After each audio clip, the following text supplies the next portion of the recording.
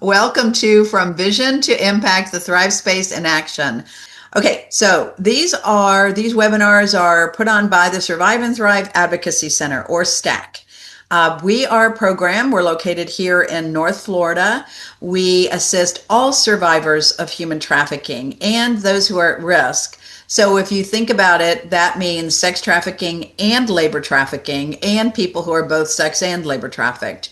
We do care management, direct aid, and services with our survivor clients. And the way we do it, of course, was with many partners. We always say it takes a village because it does. There are so many different aspects of trafficking and people who are affected in so many different ways with a variety of needs. We are always working hard to get into our rural areas, and we do that with massive amounts of community education. I will tell you that since our inception, and it's probably at 300 now, but we have assisted over 300 survivors of human trafficking. And if I'm not mistaken, one of our case managers, care managers, Graciela Marquina, who is our community services advocate, she knows the number. And Graciela, you can chat that in if you wish, but we've worked for 11 years very hard to really assist and to learn from survivors. We do it with these massive amounts of community education, including these programs, and we've trained over 27,000 people.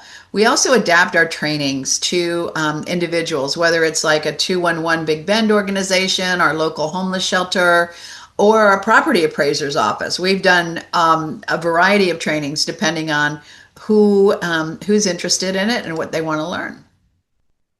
So here's the website I mentioned earlier. If you know of anybody who will be interested in this, you can tell them to watch this program later. This is our website. You go under Educational Resources tab and you will see it.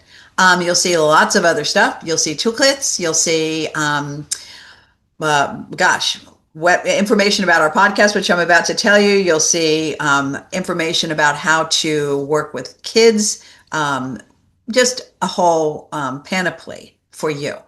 And also, when you go on our website and it asks you to sign up for the newsletter, please do that.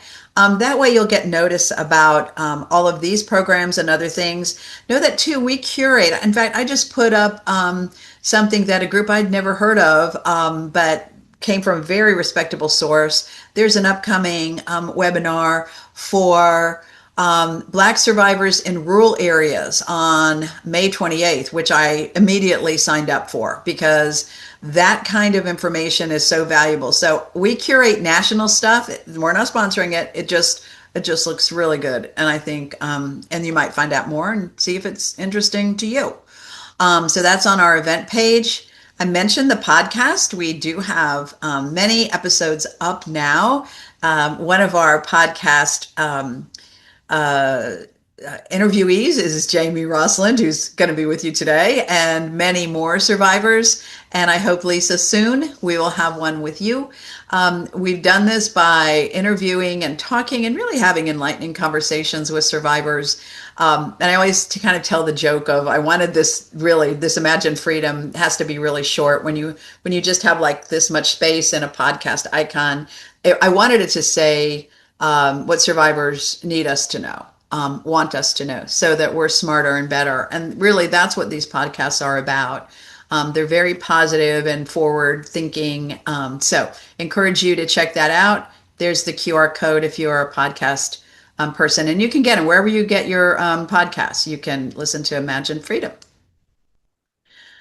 And that, as well as this program, are free to you because we do our best to raise funds so that we can continue to support people on the front line, support our clients, and also empower you to understand what human trafficking is, how to recognize it, how to respond safely, and how to prevent.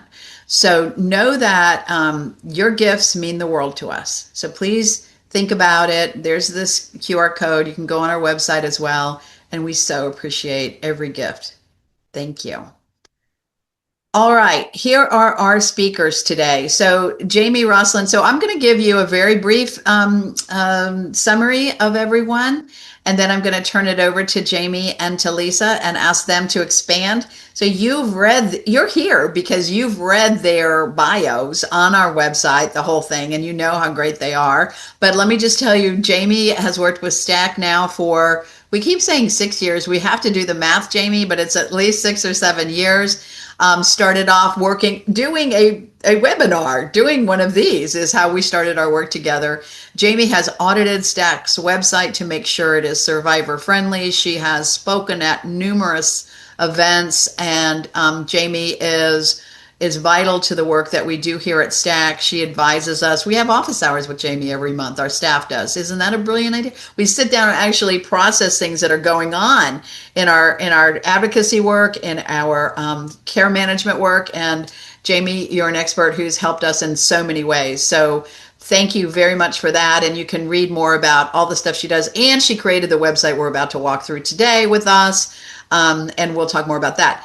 Lisa Chaloux, who has her master's in public affairs, by the way, so an MPA. Lisa, I have had the opportunity to meet Lisa, and I say just, it's been several months. We met last year, and as a survivor advocate, as you will see, as Lisa is extraordinary in her practical and compassionate approach to making things work and to helping people understand what they can do, and how I think, Lisa, I'm just going to say this, how I think you know that everyone has a role in this work. And so I thank you for your expertise and your compassion and your deep heart and dedication to this work, and your technical skill that you bring to the direct service world with us, and to sharing everything you know with us. So with that, I'm going to say welcome to Jamie and to Lisa.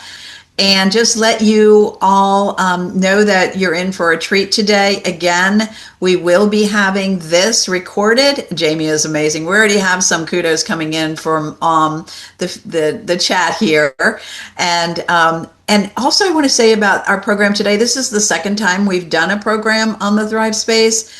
The first time was in 2024, and we'll be talking about what we've learned and how we incorporated your feedback from that program as well. So, Jamie and Lisa, I'm turning it over to you. Thank you so much for doing this again with us, Jamie, and welcome, Lisa. I'm so glad you're here, and take it away. Well, good morning, good afternoon, depending on what time zone that you're in. Robin, I might call you back on camera for a couple more minutes, because I really want to start today off kind of talking about the why and the how behind Thrive Space. And I guess before I start to, I'll back it up a little bit of I want to thank everyone for taking the time to be here. I see so many friendly faces, in the chat, in the attendees list.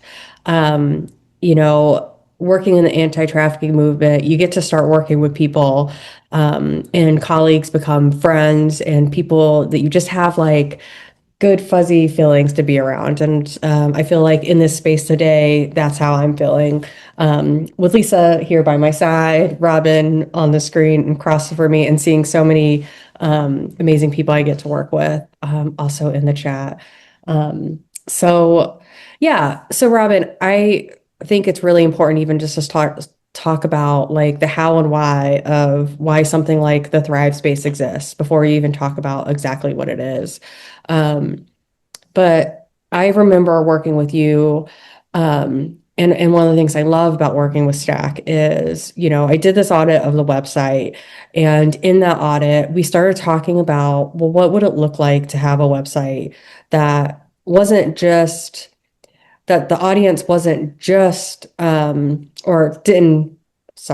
expansive of community providers and donors and advocates and all these people. Like, what would it look like to have a website that just spoke to survivors of both sex and labor trafficking?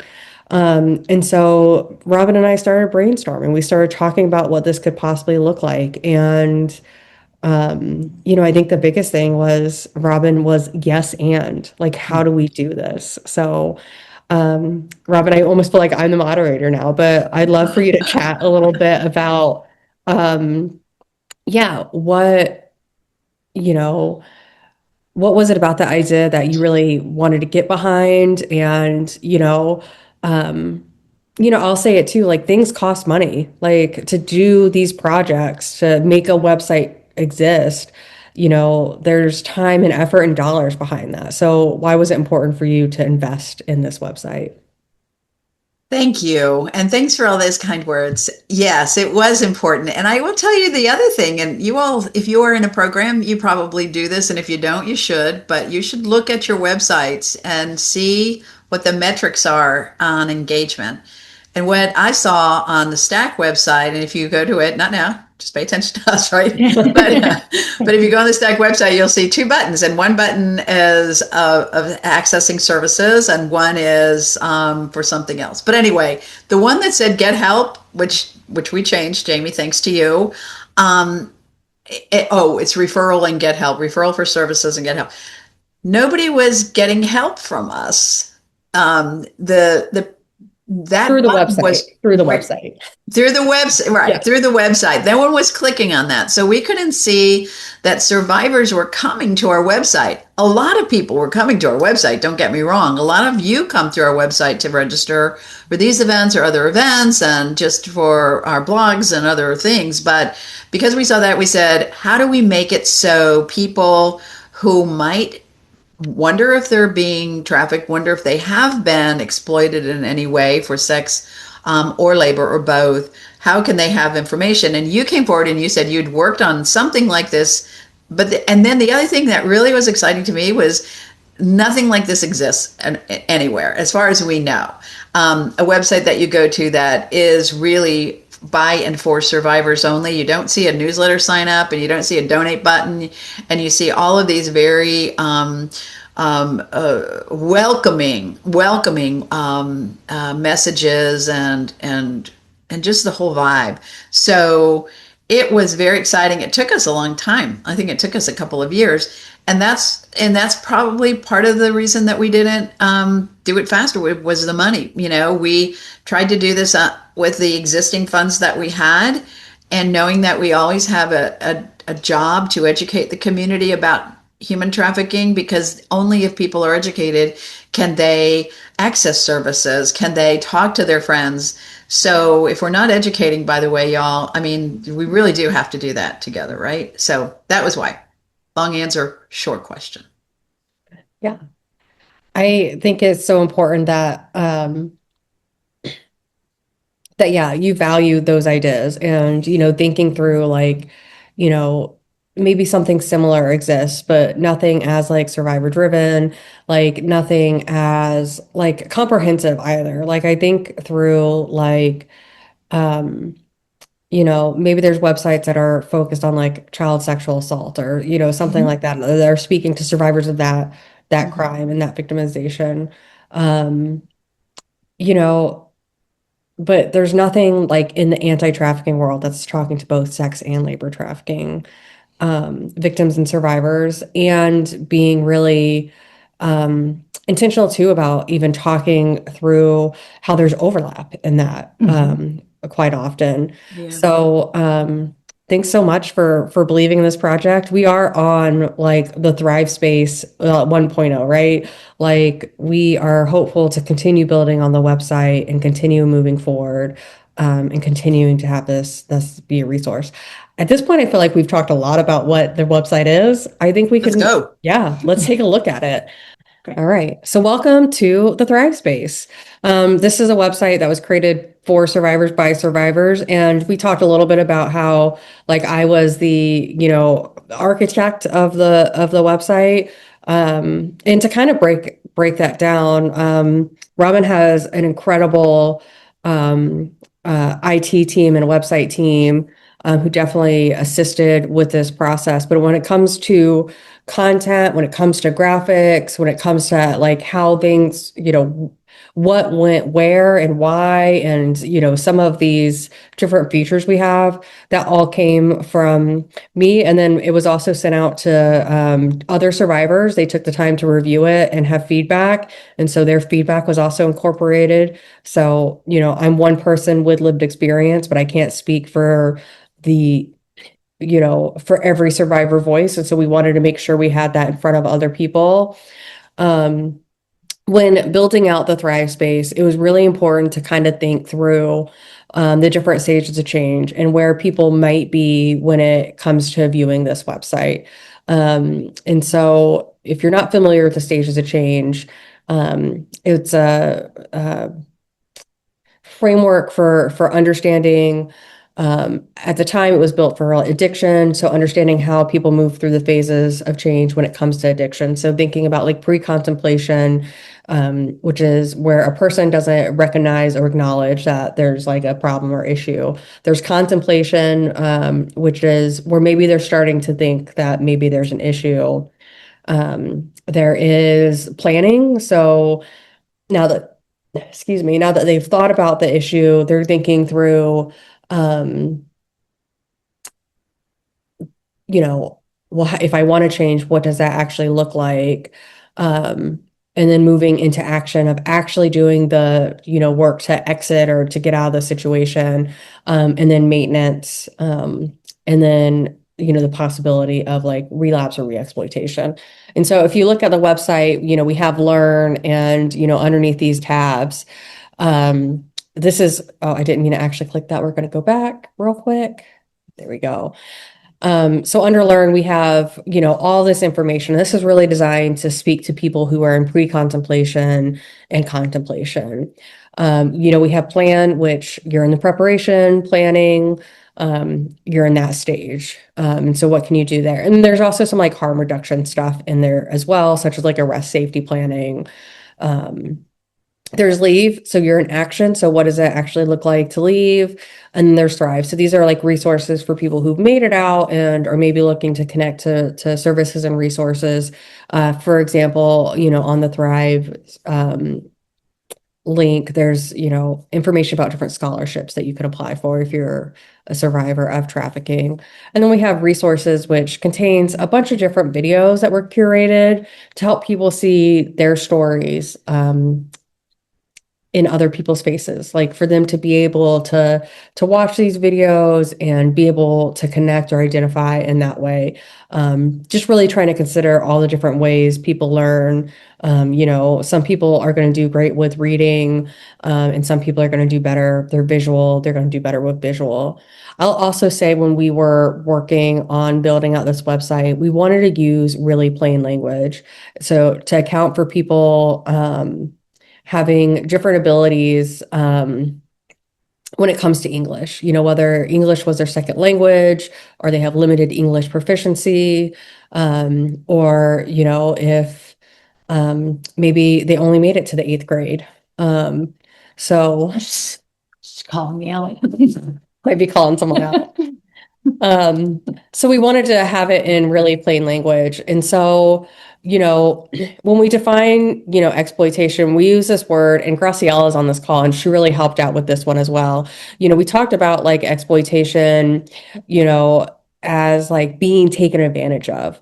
Like, people have a hard time understanding the concept of exploited, but they understand being taken advantage of.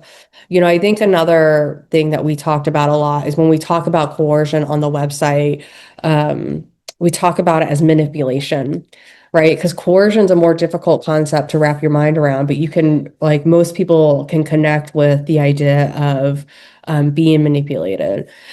And I wanted to highlight this section too, where, we're letting people know that, there's resources available to them. We highlight those.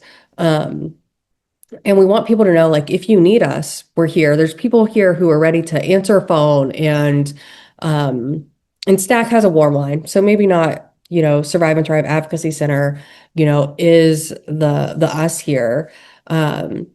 but does go to other hotlines, other ways to get access to resources. But also, if you're curious, we're here. If you just want to learn, like there's no pressure here to take action, no matter where you are on that continuum of the stages of change. Like this website is helpful to you.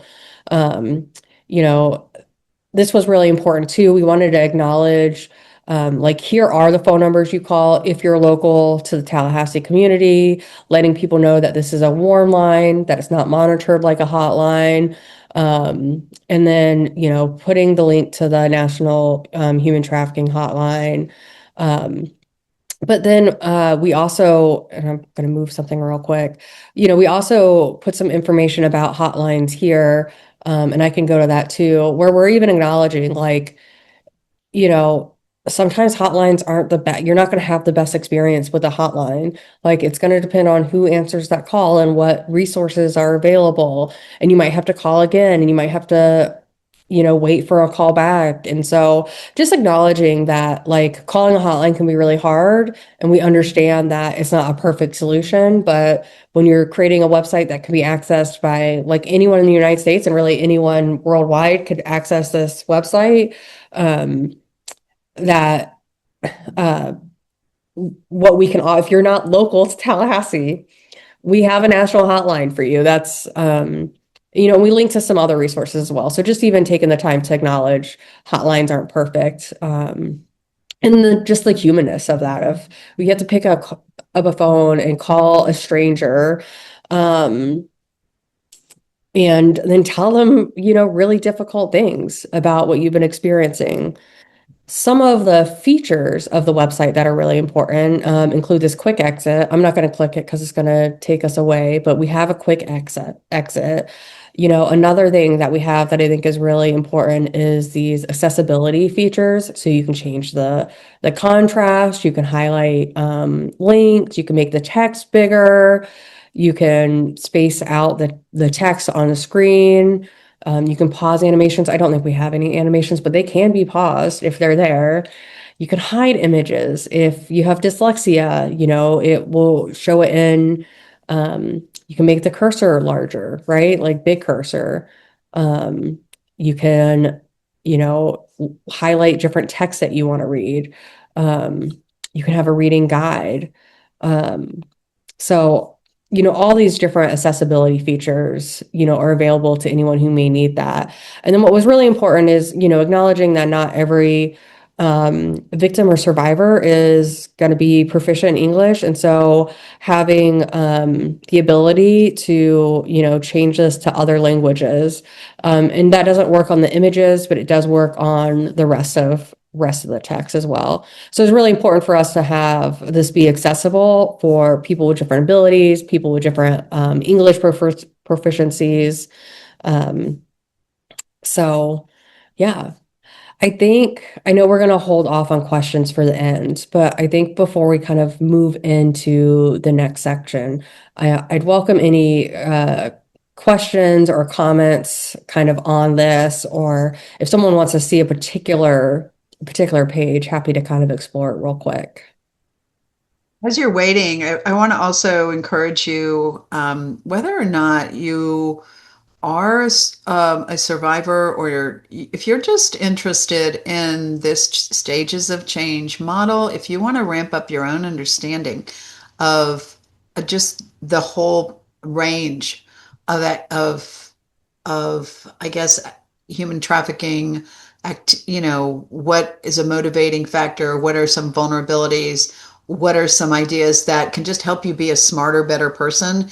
Jamie, you curated really good videos and information on this. So it's not only trafficking. If you're trafficked, can it help you? It can help you regardless of anything. If you're a human being, this will help you. I really feel it's got a lot of just fantastic information. Yeah, thank you for highlighting that, Robin. There is a page that talks about the stages of change, right? Like, we can talk about these frameworks as professionals, about how we can employ these things when we're creating programming, when we're engaging in direct service, when we're engaging in education. But what would it look like to actually, talk to the people that we're trying to support or create resources for? Like, hey, have you heard of the stages of change? How does this impact your life? Like, where do you think you're at in the stages of change for any given thing? And we can think about the stages of change for exiting like a trafficking situation, but it could be stages of change for addiction, what this framework was built for. It could be for, where are you at on like maybe trying to exercise, or like maybe where are you at on going to therapy? Where are you out in the stages of change on actually budgeting so you can take that trip out of the country like you have always really wanted? And in pre-contemplation. Pre-contemplation. I'm always in planning with that. Yeah, I know. Right. And so this even provides information on the stages of change, right? In language that we try to make as easy to understand. So the people that we're trying to serve have these frameworks too. Like we have to look at people who've experienced exploitation as capable, as smart, as like able to understand these kind of concepts. And so this information is, to them. And then once again, like I have all this writing about what the stages of change are, but do you want to learn about it on a podcast? Do you want to watch, a film? Do you want to hear a TED talk? Like all these different, ways of learning of, the main information is in text, but like if you need to listen to something, then we have that resource available too. So I can say too, one of my favorite things was more the video lineup that you had on there, because listening to other people talk about within their own experiences or break it down in this educational format can also speak to the broader public, right? And brings a reality to it. That Not a Number is my favorite poem. yeah. And I apologize. Some videos are unavailable. A lot of stuff became unavailable in early 2025. And then some came back on. So it was interesting, Yeah. wasn't it? Like some came, so we monitor this regularly, and sometimes they change and sometimes they come back. So I just wanted to also highlight that these were all the faces of trafficking were gone. Now they're back. So we don't know how things always work on that. But they're all great. Yeah. Oh, and I also wanted to say one more thing. There's so much misinformation about trafficking out there. So every time, if somebody says something to you that's outlandish, like they start talking about, fentanyl laced tissues on door handles, that's a trafficker out to get, people at a certain shopping mall or something. You could send people to this and say, do you want to know the real information? You want to know what's real about trafficking? Look at this website, because there's so much wrong, sensationalized information that if you share it, of course you wouldn't share it, or you shouldn't share it because it's just sensationalized. You need to have a credible source that you go to. This is your credible source. Yeah, I think one thing I would add too is, if you notice, the word trafficking does appear on this website. It's not that it's completely gone, but it's not my like go-to term for describing the experience, right? Because so many victims and survivors struggle with identifying with that victimization because of, it's multi-layered, for sure. But like one of the things that comes to mind is all the misinformation out there. I know I was working on a project with the Avery Center when they were still around, and Megan had this, access to this Instagram that had a bunch of women who were still alive, right? And like she put some information out there, kind of like debunking the stuff that was going on with, if anyone remembers the Wayfair, scandal of these cabinets are $20,000, so that must mean they put someone in the cabinet and they're being trafficked, or whatever it was. And kind of during the pandemic and the Save the Children, all that kind of QAnon and all that kind of stuff was like going on around trafficking. And, what she was finding in that and what she shared with me was these women they were like, oh, that's so awful that's happening to those people. Like when they're the ones like experiencing like exploitation and harm. And so the word trafficking is here. We want people to connect these concepts of exploitation and manipulation and being taken advantage of to the term trafficking. And that's a slow process. And so we have the word trafficking here. It's not what we lead with. So you'll find it, but we also use the term sex work as well. So, people who are having that experience and are finding that experience actually harmful or, exploitative for any reason, they can connect as well. And not wanting to marginalize anybody in this process or, no matter how someone gets into commercial sex, like this concept that no matter how you got in, you have the right to exit, right? And so, that's often the problem is, even people who, identify that they got into this, with consent and willingly, like if they can't get out of it, like I don't care, like what your pathway in was, like I want you to be able to get out, and access services and get help if that's your journey. So, all right. I think I'm about to turn it over to Lisa, but I want to give it just another second to see if there's anything else that people want before I click off of this. Obviously, this is the QR code. I'll drop it in the chat for you guys real quick. You are free to take your own tour anytime of this. And I'm not seeing anything pop up in the chat. So what I'll say is, Yeah, the chat is clear of any questions. You just have people like saying they love it and that they like various features like the translate function. So really got a lot of positive comments. And I also shared really briefly that when we get calls on the stack line and people don't know if they're being trafficked or they're unsure, this is just such a great resource to ask someone to explore. So, know that if you are service providers or advocates, that have this in your toolkit for sharing it with people, and also sharing it the next time you're at any kind of meeting or people who are looking for, and it's a free resource to you online. So please take full advantage of it. yeah.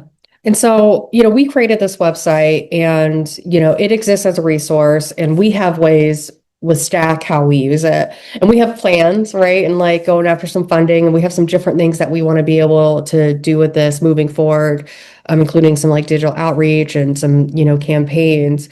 But, the next part of the story really is Lisa's to tell of her finding this resource and what became of it with the project that she worked on. So I'm going to go ahead and share her PowerPoint if you're ready for that. It's ready as I'll ever be. Great. Yeah. And as you're doing the sharing of the PowerPoint, can I also say that here locally, the Zonta Club of Tallahassee did give Stack a $2,500 grant this year to help us get to the 201, help us get to the creation of the materials, which you all are going to see later.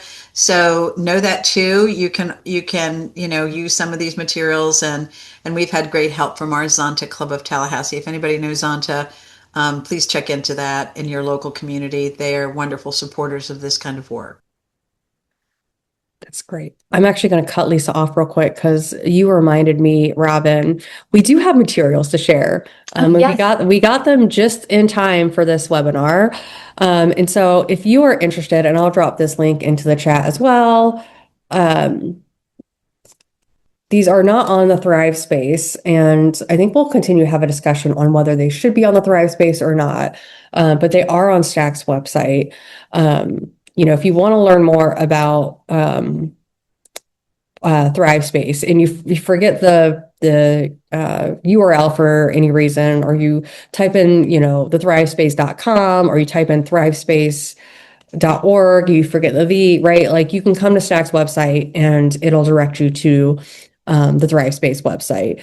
And so right here, we have some downloadable outreach materials. And so when you click the flyer, it pops up with this flyer. And once again, this flyer is, directed at people without using the word trafficking, right? Like we're trying to talk about trafficking in all these different ways without using that word, right? And once again, back to this, if you need us, we're here. If you're curious, we're here. Like whether you're ready to take action or not, you just want to learn, this is the website for you. So that's downloadable and a free resource to use. If anyone wants to talk about collaborating on creating something, shoot us an email and, Robin and I can talk to you about what that looks like. And then we have these like business cards as well. So once again, like, just quick, catchy, like, do you feel trapped, scared, or unsafe? Are you being used, not getting paid, or being told what to do with no way out? You could be experiencing trafficking. There's help. So this one does use that term trafficking, but it describes it in all these different ways. And we're doing our best of walking this line of trying to create materials that speak both to victims and survivors of labor and sex trafficking, right? So those are free resources that are available right here on our website. All right, you got everything's happy for you on the screen? Yes. Great. Perfect. All right. Hi, everyone. Glad to have you all here. So I guess my journey with Thrive Space really started. There was group, the NGO leaders within Jacksonville and the city of Jacksonville had been sitting down and having meetings with the Jaguars. They ended up giving me a call and asking me if I would join their group as a consultant and strategist and figure out what they wanted to do next within the city.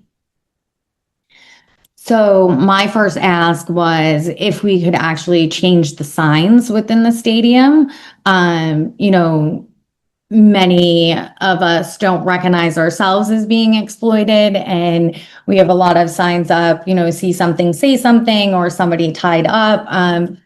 And how are you supposed to see something, say something if you don't actually know what you're seeing? Again, all that myths around exploitation prevents a lot of us from identifying ourselves and for the public to identify us.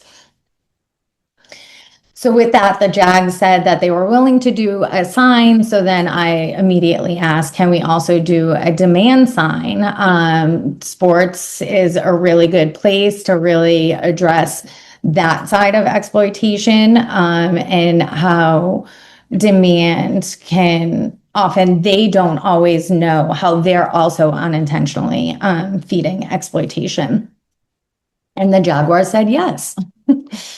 So I reached out to Epic. They are a national nonprofit. Their focus and expertise is really in demand, and asked if they would assist me within this project. I asked them if they could create that demand sign. And I started trying to work on a sign, really just bringing some facts to what exploitation is and some of those interpersonal dynamics that often happen to just get us away from that kidnapping narrative. I don't want to take away from people's experience that does happen. And Robin brought it up earlier, right? At this project, I was at the end of my master's program. So when I sat down to write the sign or started thinking of language, I was ready to write a 40-page paper because that's where my brain's at. And also, there's just so much to say about exploitation, right? And how do we really disrupt some of those myths within one sign? So I thought about URLs and QR codes. So I asked Epic if they would be willing to create a URL and QR code so we can get, like, if you're looking for more information, like, click here. And then I went digging and looking for a QR code or URL that could kind of work for this other sign. With that, Jamie, while I was digging, there was the webinar for Thrive Space, and I had signed up. And while Jamie and Stack were presenting, I was immediately in the chat and texting Jamie, I need this, send it to me immediately. Like, this is exactly what I'm looking for. And then once we got those signs, it was really just about community outreach, right? And what does that look like? And I can get more into that later. Do you want to? Yeah. Yes. Okay. So this was the first sign. I absolutely hate the header now, but this is where we are. So we were trying to highlight just those interpersonal relationships. I thought it was love. Hear stories of real people impacted by sex trafficking. Another important feature for this was we recognized not everybody was going to feel comfortable like clicking a QR code right then. So we wanted to make the Thrive space large enough so if somebody, it was easy enough to remember, right? So if they wanted to follow up later and just type in the URL, that was accessible to them. We also worked with the stadium a lot. There was a lot of training and just those back end setups so that if somebody did identify themselves within that stadium, what would an exit look like? How could they support that person? So there was a lot of background with law enforcement, survivor advocates, and just a lot of moving pieces to that. Do you want to go on that? Yeah. Yes, great. And no, Jew. Oh, yeah, no, that's perfect. You can show the other side. Okay. Sorry, thanks for the journey, guys. All right, this was epic sign. Excuse me. Again, we wanted to use that like plain language and just kind of talk about what it is. So how can you know they aren't being trafficked? And you can't. We use that large URL again, don't buy sex, in case somebody did not feel comfortable clicking a QR code at that time. It was easy enough for them to remember. One of the things I guess I should touch on this, when the Jaguars decided and said yes and we're a go, every other sports team signed up for it. So now it's moving into every single sports stadium and within the city buildings. Okay.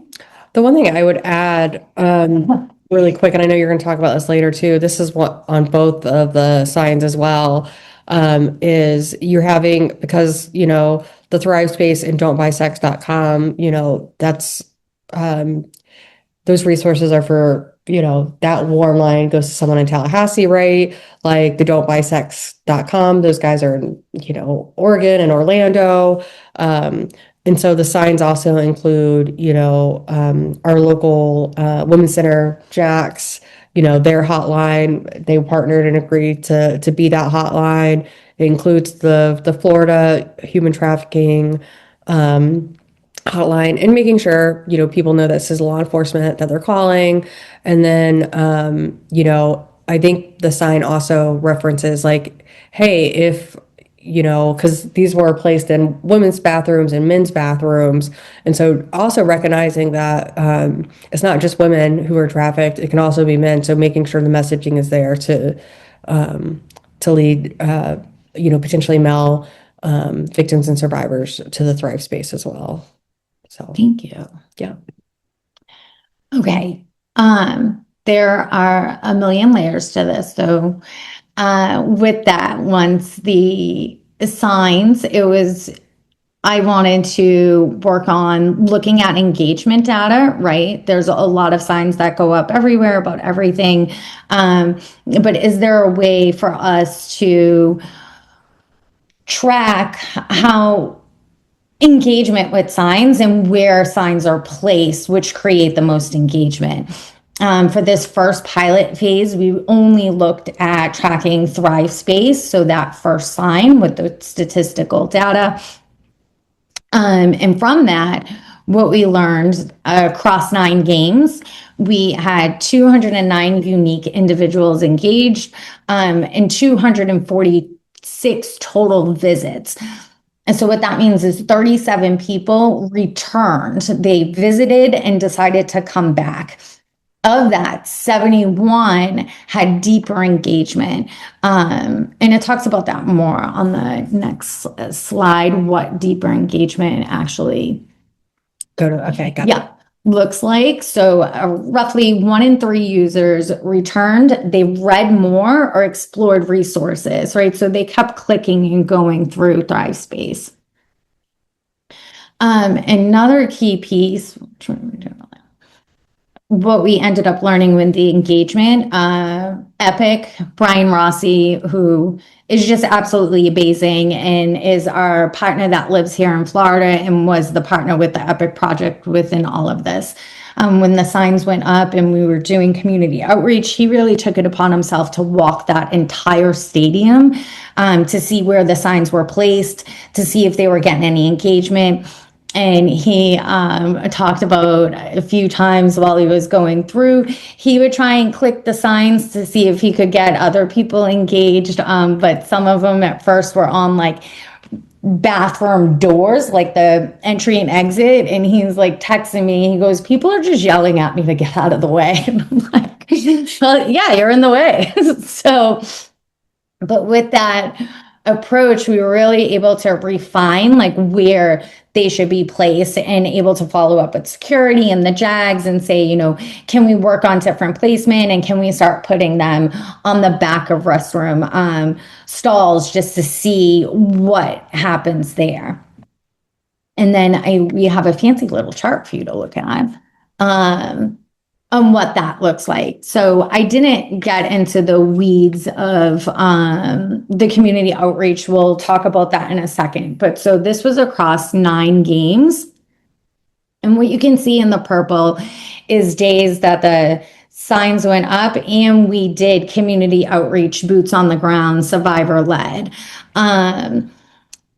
What fascinates me on this is after community outreach, we can see spikes the following days of engagement.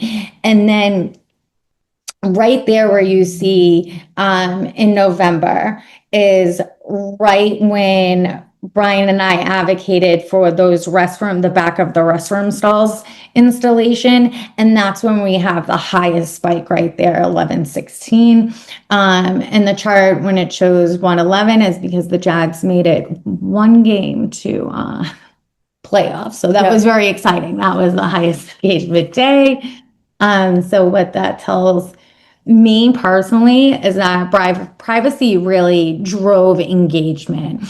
When people had a moment to actually look at some of the resource cards, and you'll see that after that community engagement is where we see those spikes. And when they went on the back of restroom stalls, we see that. I think it was a 28% increase after the back of restroom stalls. Thank you, Jamie. These were our resource cards. So once we had the signs up, it was really how do we engage with outside of the stadium, right? Many of us know that exploitation can rise during games like this. So I partnered with the Women's Center Jacks. They are our local certified crisis center, and Hadassah's Hope. They are one of our local nonprofits.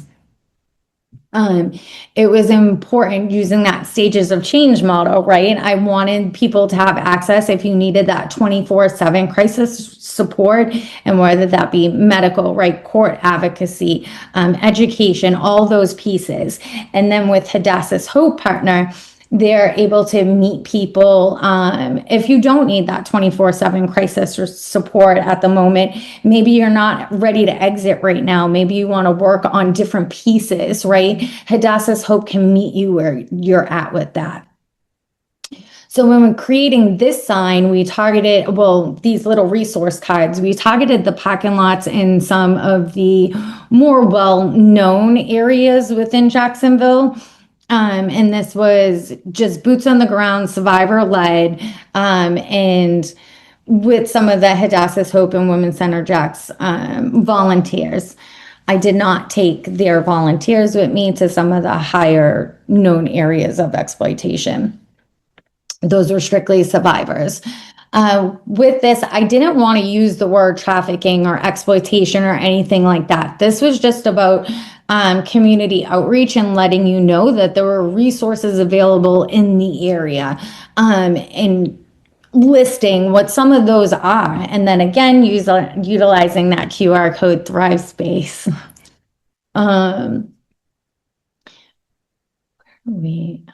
Hey, can I jump in on something? I Yep. just saw something Neat. that's really, really quite cool that you did where you had services available. I love that you have safety and hygiene.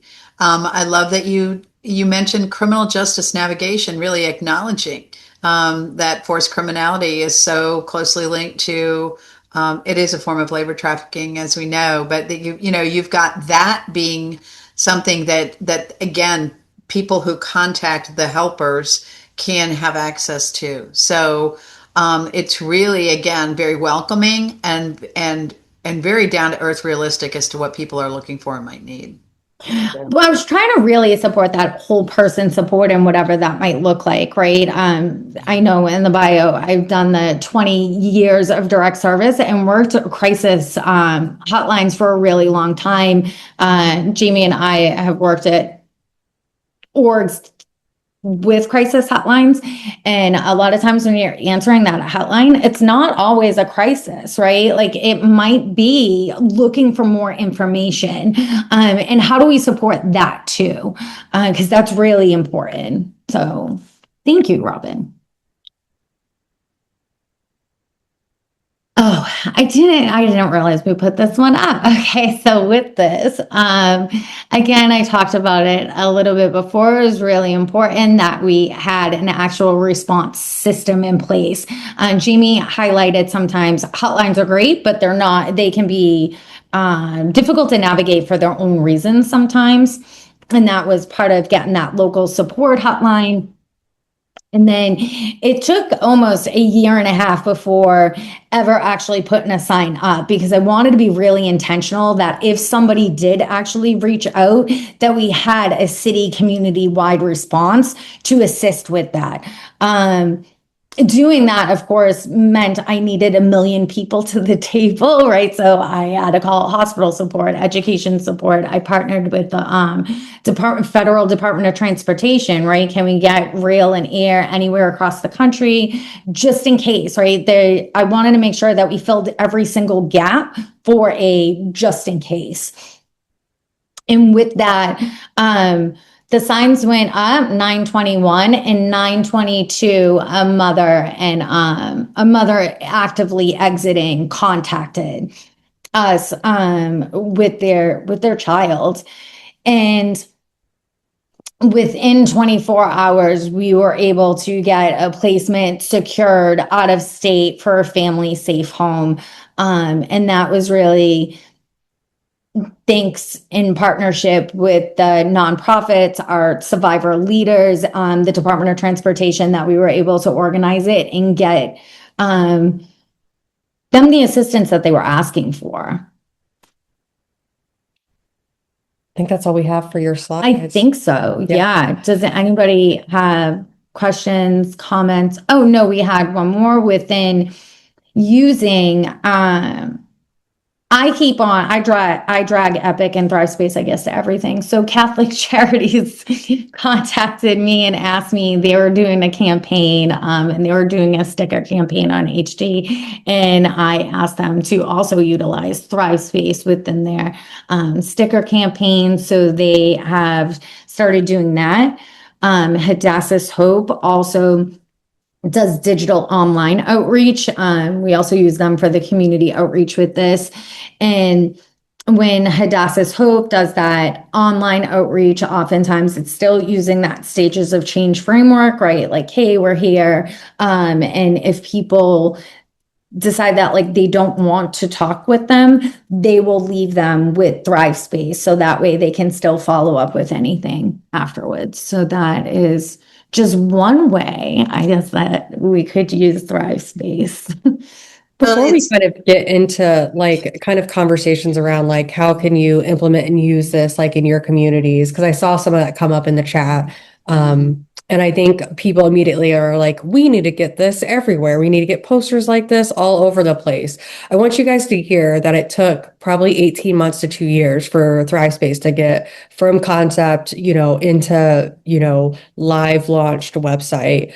And I also want you to hear that Lisa said she worked for a year on making sure the community response was ready before this launched, right? A year and a half. A year before and a I half. allowed them, before any signs went up. Yeah. So I want you guys to hear that this takes time, it takes effort, and to do it well and to do it intentionally so we can have that, we have these numbers about how many people visited the site and how many people returned to the site, and how people engaged with it. And, we have this great story about this mother and child who, were able to exit this situation, with assistance. And it's because you guys were ready, right? Like you had the connection with CSX, like you had like transportation, like you knew who to call to, get them. And so I want everyone to take a second and like, we want you to be enthusiastic and excited. And we want you guys to know that this takes time, right? Like it takes time to do this well. It takes time to do intentionally. And that signage like this is great. Just getting the Thrive space in front of people is great. But like having a response network in your community is really going to add to that. Like have the Thrive space be a part of it, but it's not the only solution.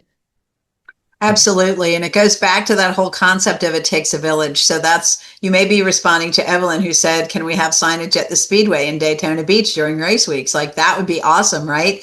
So can you start talking now to your city and county commissioners and to the people in charge at the Daytona Speedway? And can you connect with your local anti-human trafficking task force or coalition and start building that infrastructure so that you can have immediate responses? Because, and I also have to say too, when we heard, you know what, as an ED, I have to say, you always go back to how much is this going to cost and how are we going to do this, right? Because you always have to be thinking of that. So when you first brought this to us and you were saying the Jaguars, were interested, and I'm thinking, wow, professional football, it's going to look great. There's going to be like tens of thousands of dollars maybe dedicated to this campaign to hire to do all this stuff. And everybody, there wasn't, right? There's this thing in the, it's not just with trafficking, but there's this thing where people often say, well, if it's something you're passionate about, if it's an issue that's driven by a nonprofit, then, they can just do it out of existing funds, or they can do it for free, really. And that's not accurate. So we didn't. I mean, we lent our kind of the sweat equity that went into the creation of this to operationalizing that piece that you used so impactfully, Lisa. But know that were we to ever get a football team or a hockey team or, a soccer team to come on board fully, this would go through the roof. I mean, this was really done and with a lot of caring people volunteering, right? Yes, that is correct. The one thing I want to mention too, I talked a little bit about the importance of taking, time and making sure that there's the community response and working in collaboration. But the Thrive space and then this response model was really survivor led, right? Like survivor voice from the creation of the Thrive space to this response model was so important, right? And, this was really a labor of love, like by Lisa, right? But like, if we are talking about replicating this and you wanting to do it in your city, I want you to know, like, my dear friend and colleague, Lisa is for hire, right? Yeah. But like, this is something where, she in collaboration, with other partners, work to get this off the ground in Jacksonville. And we would love to see this like replicated, but we want to make sure survivor voice stays at the front of this response model. We want to make sure people are compensated for their time, for their effort, for all of that. 100%. I just want to say, similar to Jamie, like it was really important to me that I wasn't the only survivor, right? And I really leaned on my survivor siblings and reached out, and they all showed up. I had survivor siblings assist with this from across the United States and Canada, right? Like this is what I'm attempting to do. And it was a labor of love from the survivor community of just seeing this opportunity and what we could could potentially do with it.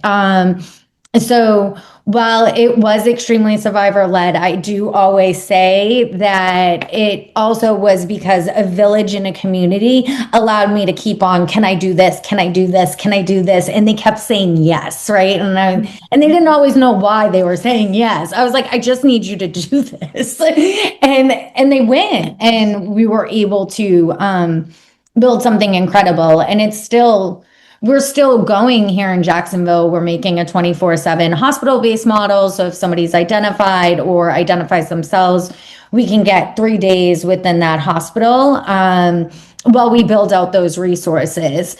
Even with the family exit, we don't have family homes in Florida. So we knew that was out of state. And if we have a male identified, right, we don't have male homes in Florida. Bob. That's going to be just Bob. We just got to call Bob in Texas, but we have to get them to Texas, right? Like, it takes a village to actually support that whole person during an exit or in that pre-contemplation phase, right? Like, what does that look like? And I think with both the projects and the combining and even bringing in Epic with all this, that's something we really try to create. Like, how do we do, how do we get everyone involved and disrupt the myths with the public too? Yes. Yes. And exactly. That was one of the things I also loved about Thrive Space, because while it was created for us, by us, that also gave, when you're talking to us and trying to unpack what coercion looks like, that can teach people who also, who might recognize, like, hey, my friend or my family, or this is very different than the movies. Yeah. Right. A couple of things too. If you're interested in doing this, think about expansion into labor trafficking and having a more intentional conversation about labor trafficking. Also, let me mention too, Lisa Monteleone just put in the chat about when Tampa hosted the NFL Super Bowl, the Don't Buy It campaign was established. So if you want to put something in there about Epic in the chat, because earlier I think, Lisa, you asked, you mentioned that on the website, one of the videos that is not available is one that deals with kind of the demand side. They would like to know more about it for sure. But it looks like you had good luck. Post Super Bowl, Hillsborough County relaunched the project and created the coalition, I guess, against human trafficking in 2020, and still funds their efforts. So good on Hillsborough County. Yeah. And Lisa, to your question, maybe you want to talk a little bit about Epic, or talk about how you can link people to that. And we'll be refreshing those videos on the site too. No worries. Yeah, I will let Jamie assist with Epic. I'm sorry. Are you putting that in first? No. Okay. Yeah. So Epic, and then you're going to jump in. Epic is a national nonprofit. I want to say Tom started 12 years ago. Am I making that up? I'm not the CEO. Tom is the founder. And he founded Epic to address that demand side, right? And how to engage people who buy human beings and have that and disrupt that piece to it. I love how he gives the whole story, but they also connect with resources. If an individual is looking to stop purchasing people, and they do a digital online outreach. They call themselves like chapters, and it's throughout the entire country. And so they will engage with people who they'll post a decoy ad, they call it. And if somebody attempts to purchase the ad, they'll start that conversation and what that looks like. And one of the pieces to this is when we looked at the data, so supposedly 60% of buyers do want to stop buying people. And when they are provided education, whether that be through a demand court, which we're also working on, and I've made progress with that, or just access to those resources, when they'll stop, and it's a 0% recidivism, is what we have found. So I think when we talk about demand, not only is it like an opportunity to bring that to the conversation, right? But if we start targeting that 60% that are willing to have that behavior change, and then we start looking at those repeat patterns in the CSEC, then we really will find our predators. And as much as everybody loves to champion the CSEC, we will find those ones too. Great, great. It went off on a tangent. Thank you. I see that both Bob's Ranch and Epic information is in the chat if you all want to look at that. Any other questions or comments from all of you? I think there was something earlier, and I'm going back. I don't see it now. Have we answered all your questions and responded to any of your thoughts? Like, what have you all did anyone know about this back in 2024 when we did the other webinar? And have you used this resource? Have you found it to be useful in any of your work? It'd be great to know if you have. I put that out there for folks. Any other questions or comments? Well, people are thinking about any questions or comments or, Concerns. Concerns or, talking about if you've used the Thrive Space, if you knew about the Thrive Space, how have you used it? We'd love any of that feedback. I just really want to highlight the amount of collaboration that happened, from the very beginning with Thrive Space, the collaboration that happened between Robin and I, the collaboration that happened between Stack and, other survivors who were, asked to come and review the Thrive Space and, offer feedback that improved it, right? Like before we launched it, we had, really important feedback, to the point of, Lisa seeing this and her working on this project, to us, a shout out to the city of Jacksonville and our current mayor, Donna Deacon, and, her team for really, backing this. I've lived in Jacksonville my whole life. I've worked in, the anti-trafficking movement and have been part of, what's been going on in Jacksonville for over a decade now. And I don't think I've seen like this level of like collaboration and like working together, and just all the, community, partners when it came to like the Epic project and even Bright with like their like Florida referral service as well, that being a really key and critical, like, people being able to make referrals to, one another. And so this really took a lot of collaboration, we want to hear, your ideas and like what you want to do, but this really would go so much further. I heard my friend Romero just yesterday, and Angela's in the room, so she heard him say this yesterday too. Like we go further, faster, like better together, right? Like when we are working in collaboration with one another, and I'll say it again because it's just, I've been saying it for over a decade now.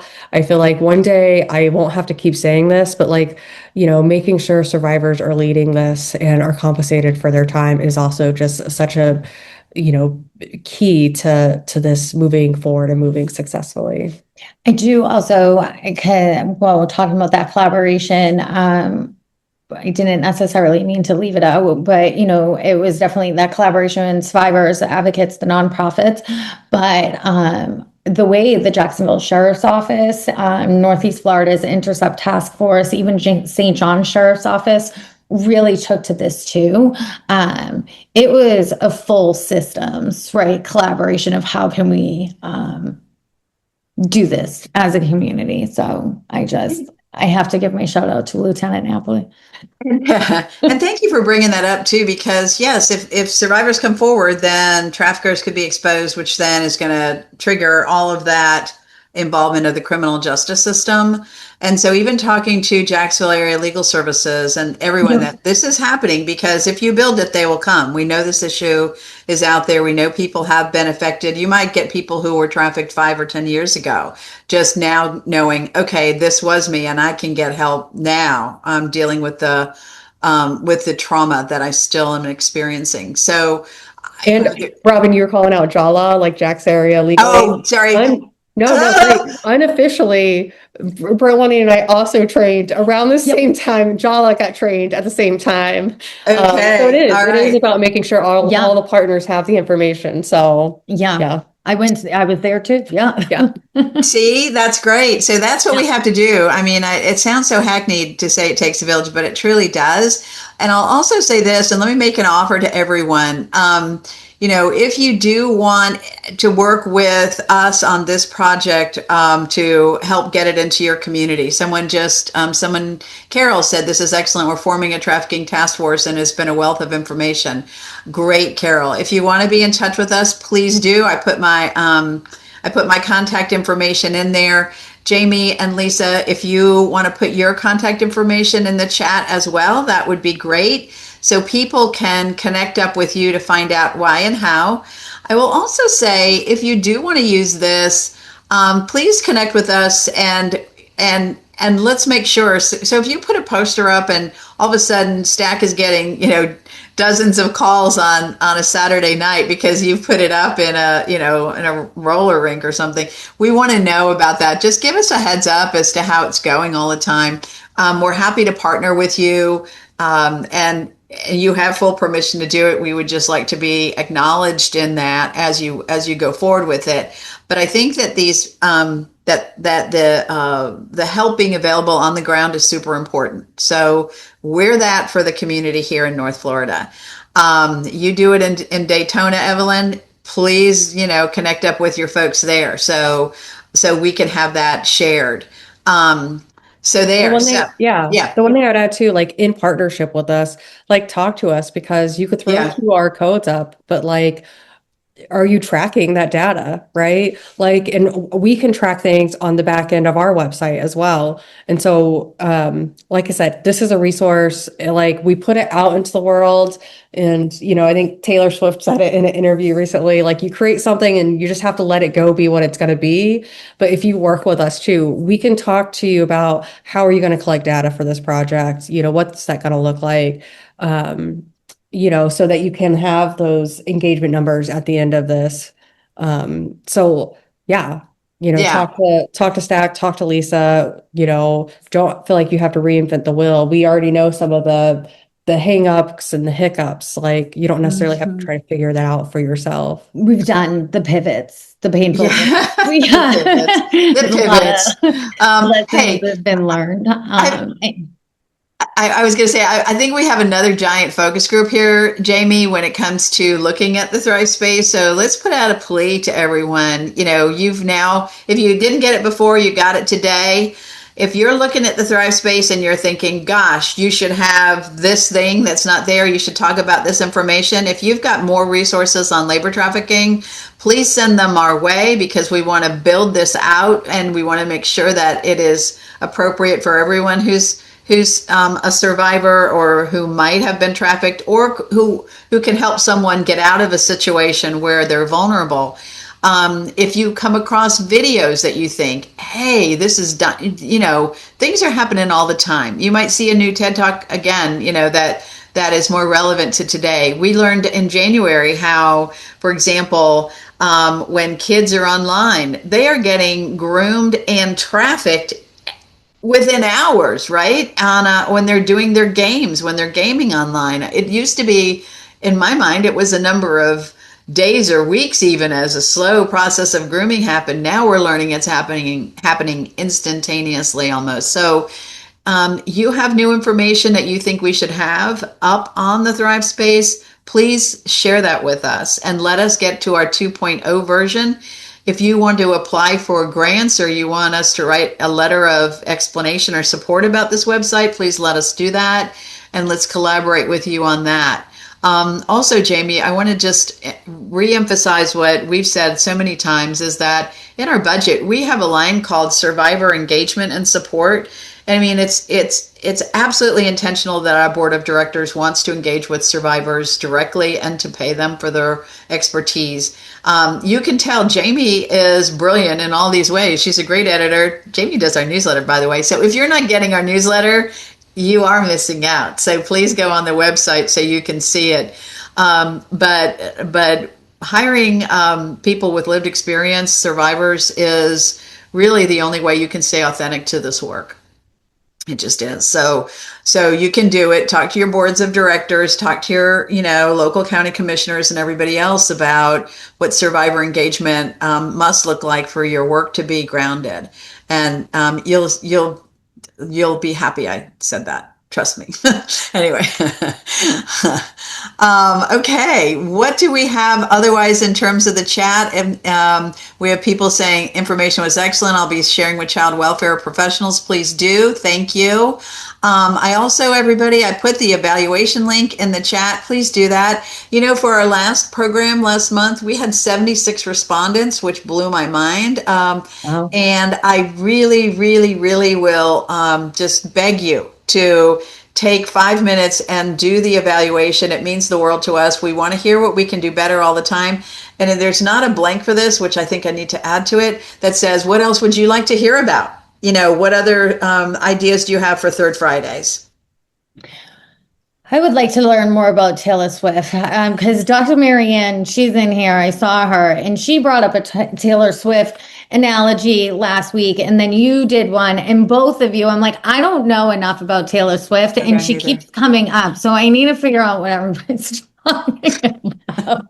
You have me on that one too, Lisa. Yeah. Okay. Good. I'm like, this is nice. What are you and Dr. Marianne? Such a talented. We'll send you some songs. We'll send you some songs. Yeah. Oh, yeah. Good. Well, I do. Me and the granddaughter, we have a choreographed to the Taylor Swift "Shake It Off." That's her song, so I know that one. That's entry level. Oh, is it? All right, because we have a full. Let me know if anybody would like that choreographed. That's right. That's great. Also, look, I know we're kind of free forming here, or what is it? What is it called? But we're just. Whatever, we're just talking. I want to tell everyone something really important about our next month program. Can I do that while we're waiting for more questions to come in? So for the first time in the history of Third Friday programs, we are doing a program in June, the second Friday. All right. So you all need to look at your calendars right now. And our program in June will be on June 12th, because Juneteenth is the third Friday, which is a holiday where we're celebrating Juneteenth. So what I'd like you to do is please mark that will be our third Friday, will be on the second Friday. So know that. And let me tell you what it's going to be about. This is something that came out of someone approaching me at a statewide conference, which was, we have done none of these in Spanish, which in our state seems crazy to me now that I started to think about it.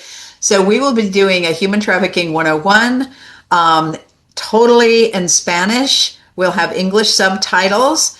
The program will be available for you to share later. It came from, and I'll just shout out Shayla, if you're on the chat. I don't know, are you here, Shayla? Shayla came up to me at a conference, and she's in Tampa Bay, and said, I would love this because we do trainings in Waimama. We go into rural areas. We want to have something that we can show people and share about what human trafficking and exploitation looks like, and what might be a particular vulnerability in the Hispanic and Latino community. So we'll have that next month. For those of you who are not Spanish speakers, I encourage you to still come, because all the subtitles will be in English. You will be able to get it. And you'll also gain insights into the importance of us understanding more about what goes on and the needs in our Latino communities. So please mark your calendars for the 12th, same time, 1 p.m. to 2:30. And we have a wonderful, wonderful panel of experts that will be talking. So there you go. And stay tuned. We'll go on our website. You can register soon. We don't have the registration link up yet.